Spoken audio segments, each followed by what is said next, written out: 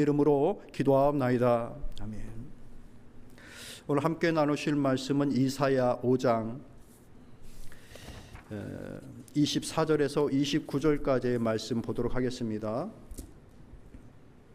이사야 5장 24절에서 29절까지의 말씀, 구약성경 1059쪽에 있습니다. 같이 교독하겠습니다.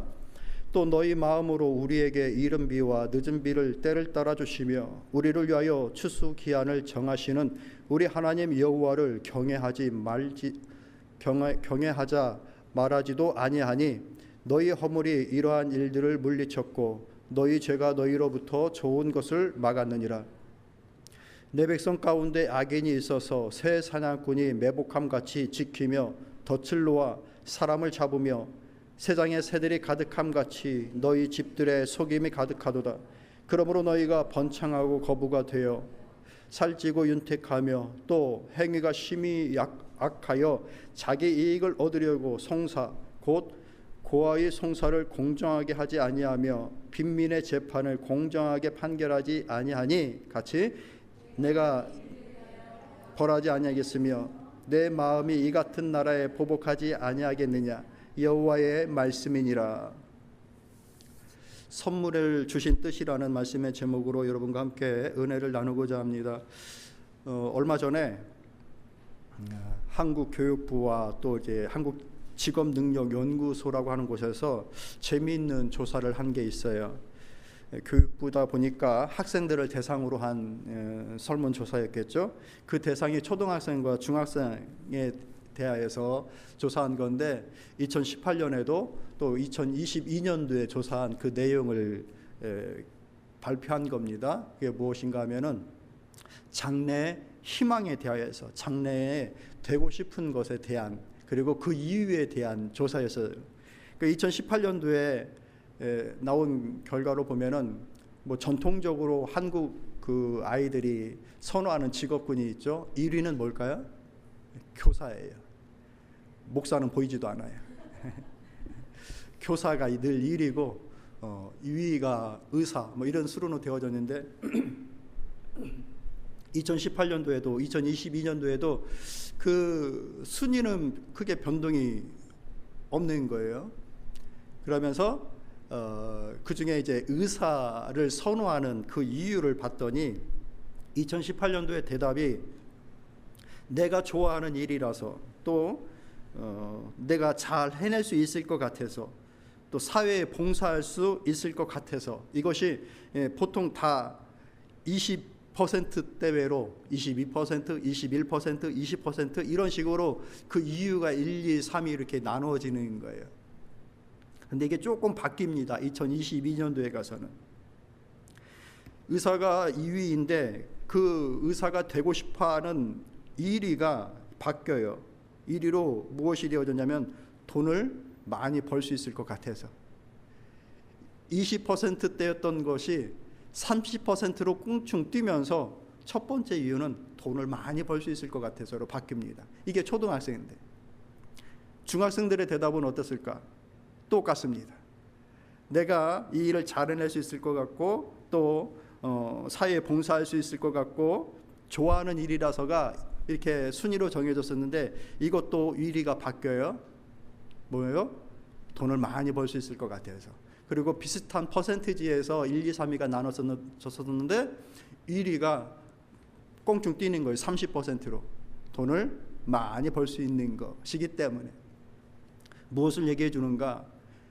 풍요로움이 부자 되는 것이 꿈이 되어지는 시대라는 것입니다.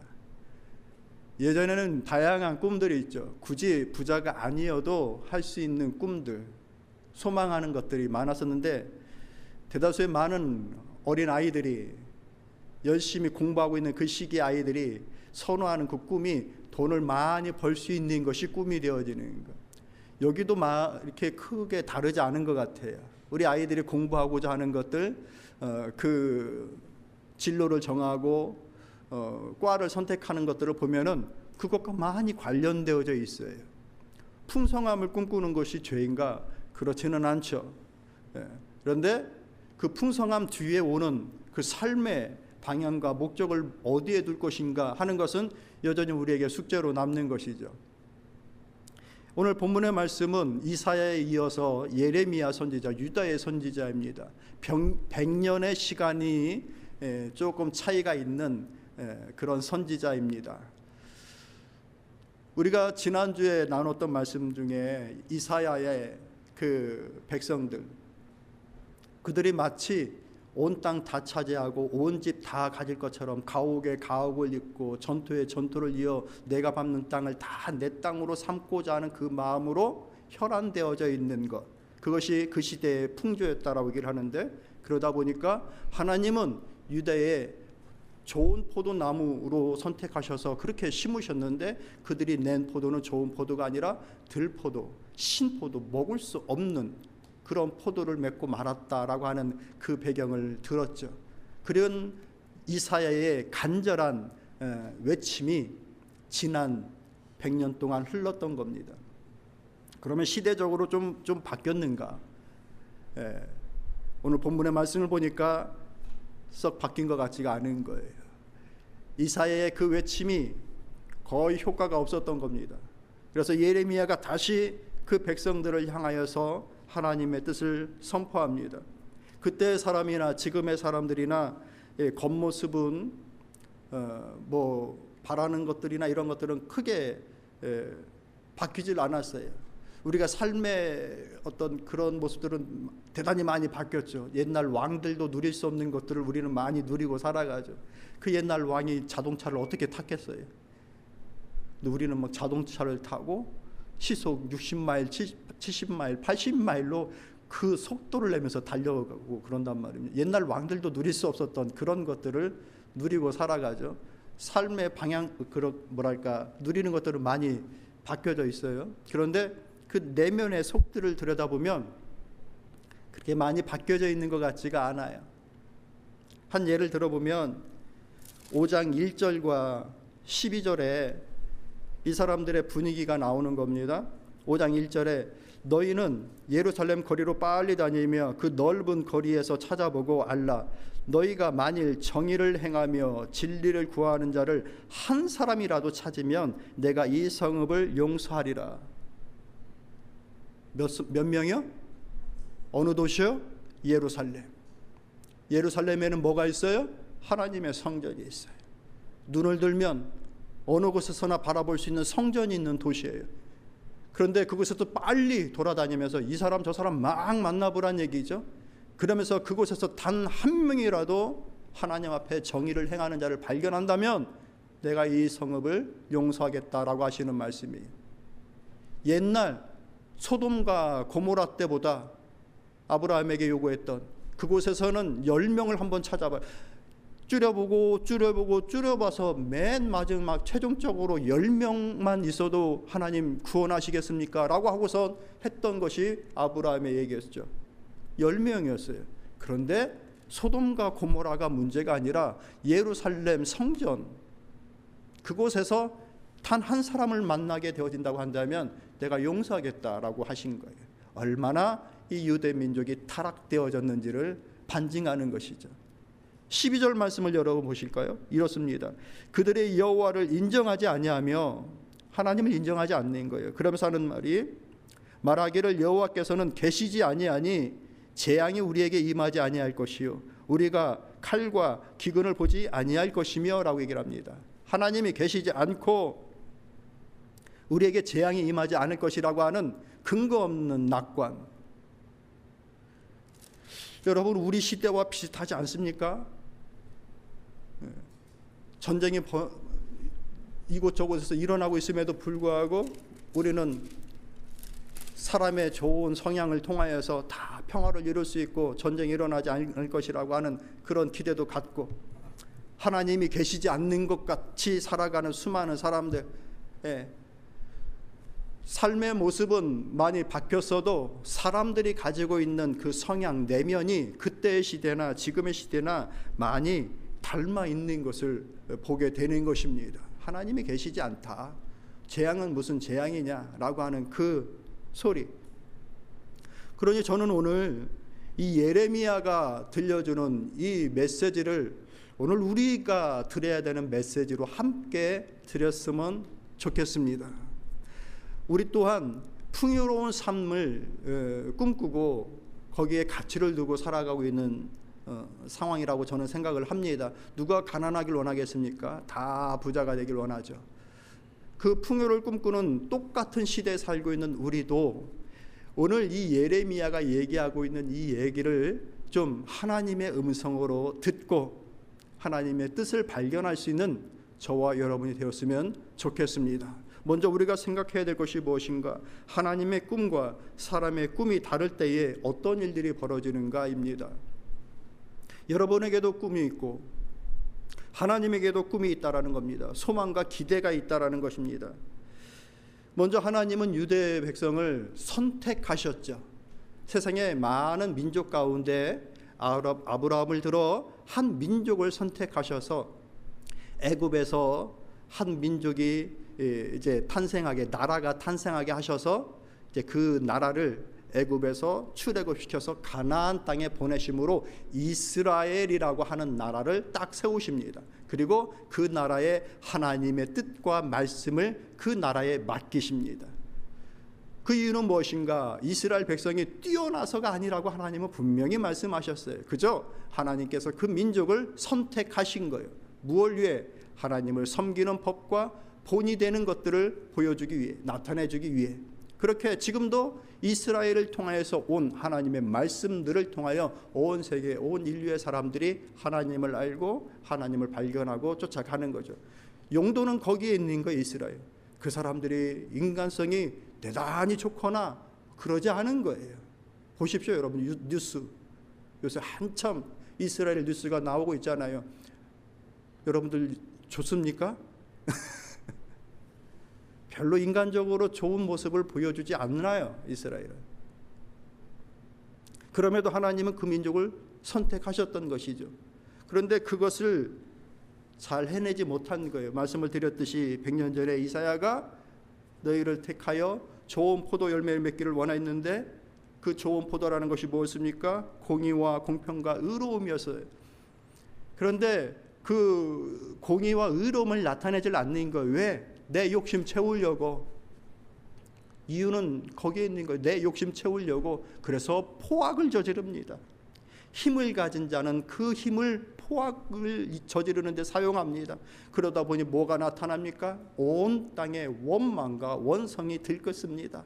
억울해서 못 살겠다, 억울해서 못 살겠다 라고 하는 그 원성이 온 유대에 퍼지게 되어지는 거예요. 힘을 가졌고 불을 가졌는데 그 힘과 불을 가지고서 나 먹고 잘 사는 일에만 혈안되어져 있는 것. 그러다 보니 하나님도 그런 하나님으로 사용하는 거예요. 기도하는 것도 바라는 것도 다 그런 이유로 하나님을 찾습니다. 누구까지? 선지자들까지. 예레미야가 외롭게 그 믿음의 길을 갔던 이유가 뭡니까? 통역자들이 없어지는 거예요. 선지자들마저 그렇게 되어지고, 여러분 5장 마지막 절을 그렇게 아주 충격적으로 끝냅니다. 이렇게 끝내고 있어요. 5장 마지막 절을. 선지자들은 거짓을 예언하며 제사장들은 자기의 권력으로 다스리며 내 백성은 그것을 좋게 여기니 마지막에는 너희가 어찌하려느냐. 아니 비판이라도 해야 될 거 아니에요. 위에 있는 사람들이 제대로 하질 못하면. 그런데 거기에 박수치고 그걸 좋게 여기는 거예요. 그러니 도무지 이제 견딜 수가 없는 거예요. 이 메시지가 증거되어지고 불과 몇십 년 후에 이 유다가 역사 속에서 사라집니다. 이미 이스라엘은 역사 속에서 사라졌고 유다 또한 이제 역사 속에서 사라져 버립니다. 다 자기 욕심 쫓아 살다가, 그러다 보니까 욕심의 걸림돌이 되어지는 하나님도 없는 것이고 재앙도 없다라고 하면서 살아갔던 그 이유들 때문에. 여러분, 우리는 오늘 우리를 하나님을 섬기며 살아가고 있는데 어떤 마음으로 이 풍성함과 하나님을 섬기는 일, 이 두 가지를 조화롭게 이루면서 살고 계십니까? 가난하게 살아야 된다라고 말씀을 드리는 것이 아니에요. 성공해야 되는 거예요. 풍성함을 이루어야 되는 거예요. 그런데 거기에 하나님의 것과 어떻게 연결되어져 있는가? 하나님의 것과 연결되어져 있지 않으면 내게 받은 것들, 내가 누리는 힘과 부와 권력들이 도구로 돌아옵니다. 이게 악으로 돌아오는 거예요. 그게 하나님의 꿈과 사람의 꿈이 다를 때 나타나는 현상입니다. 좋은 것임에도 불구하고 그것이 우리의 삶, 우리의 커뮤니티를 파괴시킵니다. 몇 주 전에 저도 설교를 듣습니다. 제 설교도 듣고 다른 목사님의 설교도 듣습니다. 제가 요즘 조금 마음이 불편해요. 우리 교회 그 설교 조회수가 옛날에 비해 많이 떨어졌어요. 여러분들 뭐가 그렇게 바쁘세요? 한 번, 두 번이 아니라 많이 자주 들으세요. 안 좋은 설교도 자주 들으면 효과 나와요. 제가 들은 설교 중에 하나가 한 목사님의 저의 그 아주 답답한 심정을 이제 토로한 그 설교였어요. 설교의 제목이 무당의 구판이 되어버린 한국 교회예요. 한국 교회에서 예배를 드리고 기도하고 행하는 일들이 마치 무당들이 구판 버리는 것 같은 모습으로 전락되어졌다라고 하는 거예요. 근데 그게 사실이에요. 안타까운 것은. 그게 가슴 아픈 거예요. 무당들이 뭘 합니까? 악신 쫓아내고 뭐 축사하고 병 고친다 그러고 부자 되는 점쳐주고 뭐 이런 것들 막 하잖아요. 문제 무조건 다 해결해주고 하는 일들. 근데 그 교회가 그런 일들을 하고 있다. 실질적인 예를 들어주면서 하고 있는 것들을 얘기하는 거예요. 여러분 교회가 그렇게 가면은 되겠습니까?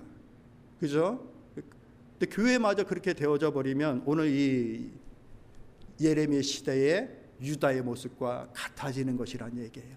하나님의 꿈이 있고 우리의 꿈이 있는데 이게 만나야 되는 거예요. 그래야 내게 주어진 선물이 좋은 역할을 이루어내는 거예요. 하나님은 지금도 교회에 선물을 주십니다. 믿으십니까? 그것을 성경은 은사라고 말씀하셔요. gift, 은사라고 말씀하셔요. 그 은사를 왜 주시는가? 그것을 잘 파악하고 그 뜻을 헤아려서 그 은사를 잘 써야 하나님께서 기뻐하시는 결과가 오는 거예요. 은사를 받았음에도 불구하고 이 은사를 준, 선물을 준 이의 생각을 헤아리지 않고 그 선물을 사용하면 나도 죽고 다 죽는 거예요. 그래서 유다가 그렇게 멸망하는 거예요. 잠언의 말씀 중에 27장 14절의 말씀 보면 이런 말씀이 있어요. 이른 아침부터 자기 이웃을 큰 소리로 축복하면 오히려 그것을 저주로 여길 것이다 라고 얘기하는 말씀이 있습니다.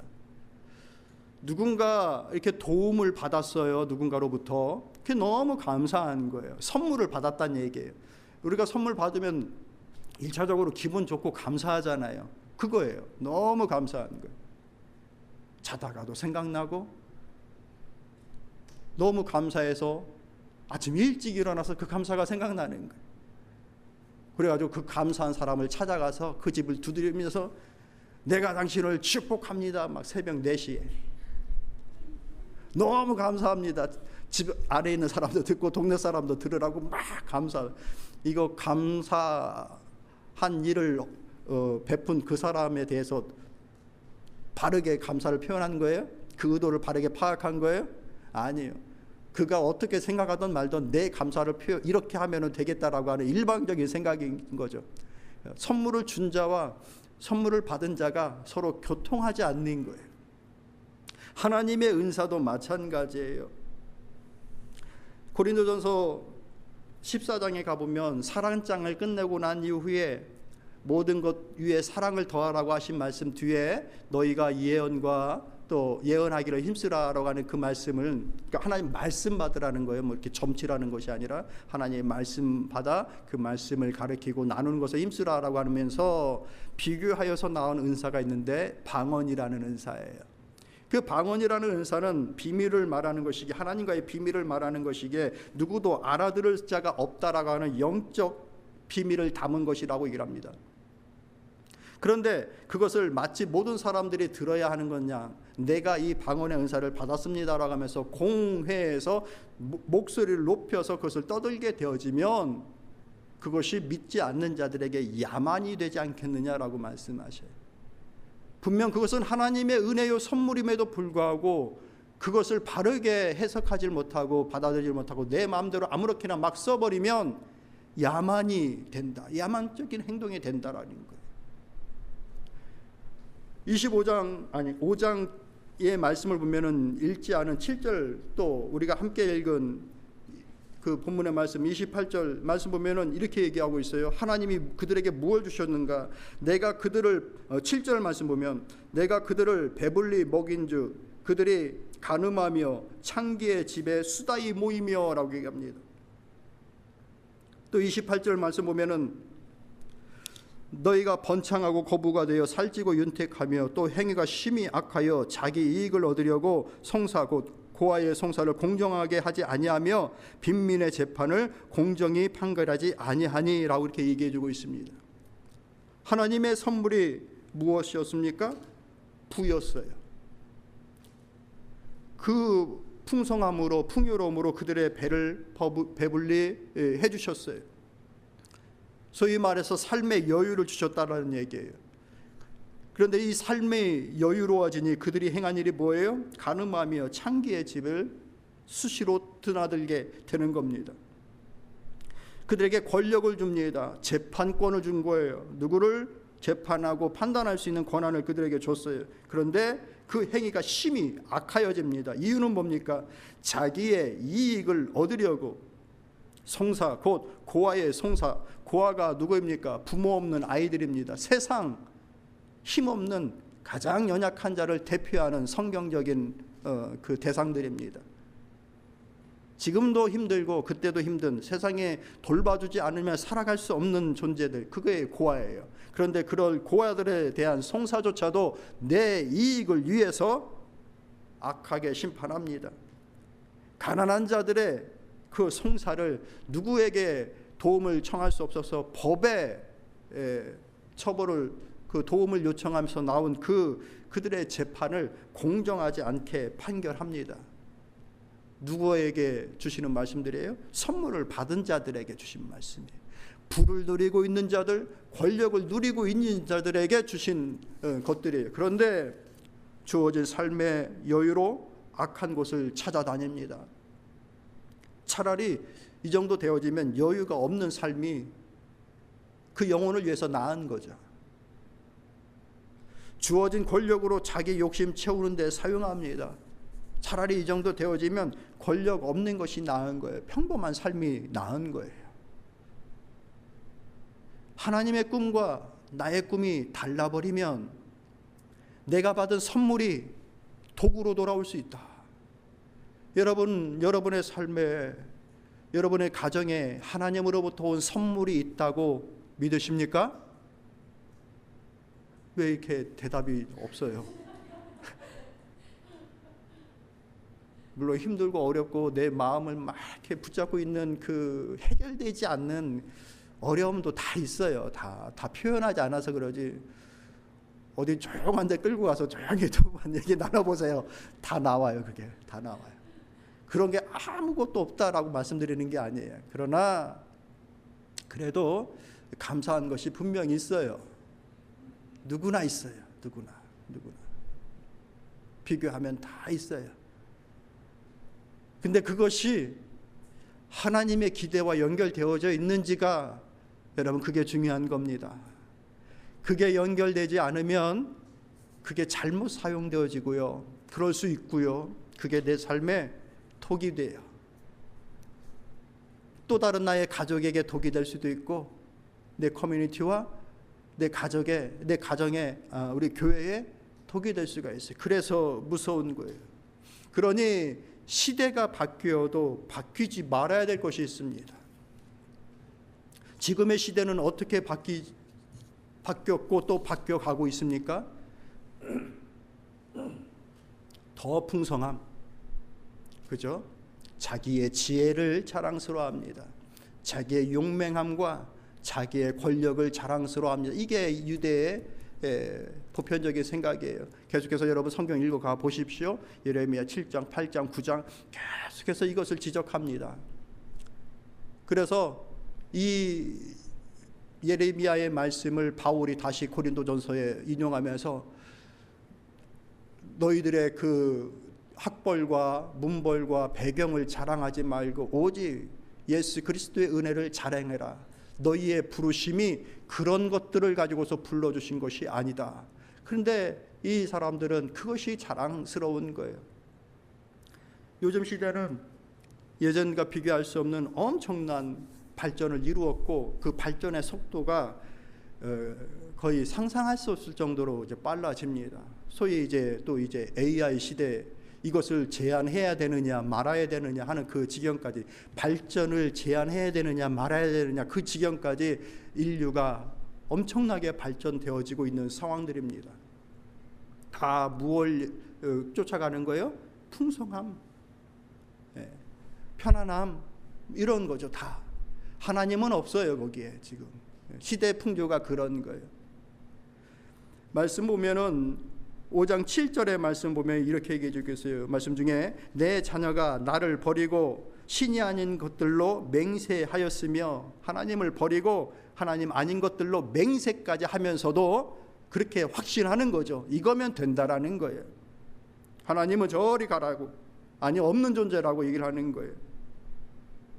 그리고 25절부터 29절까지의 내용 중에 말씀 보면은 내 백성 너희 중에 악인이 있어서 새 사냥꾼의 매복함 같이 지키며 덫을 놓아 사람을 잡으며 라고 얘기를 하고 있습니다. 풍요를 쫓는 시대의 그 풍조에 따라서 바뀌어진 그들의 정서와 마음이 있는데, 첫 번째는 하나님을 버리는 거였습니다. 거치장스러운 거예요. 필요가 없는 거예요. 아무 영향이 없다라는 거예요. 내 탑을 쌓아 나가는데 아무 영향력이 없다라는 거예요. 그렇게 하나님을 버립니다. 나도 버렸고 너희 자녀들도 버렸다라고 얘기를 하는 거예요.